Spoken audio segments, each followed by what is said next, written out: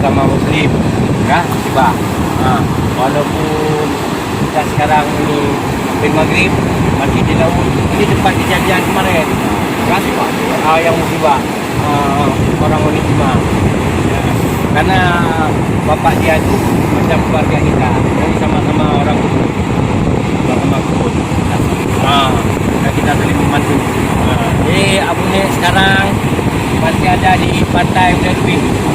Ya, itu dalam rangka mengambil semangat kembali supaya dia untuk menyatu dan semoga arwah beliau diterima di sisi Allah Subhanahu wa taala.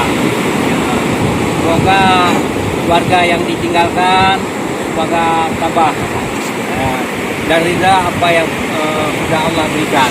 Inilah Abu Nek keluarga Cinu dan beserta Bang Muhammad, ya. Terima kasih Bang Muhammad. Karena ini kan kita sama-sama keluarga, ya. Keluarga besar Unit 5, ya. Abu Nek. Ini lagi di laut ini. Ini lagi mengambil roh, lagi mengambil semangat. Ya, lagi semangat ya. Terang Abu Nek, minta maaf. Assalamualaikum warahmatullahi wabarakatuh.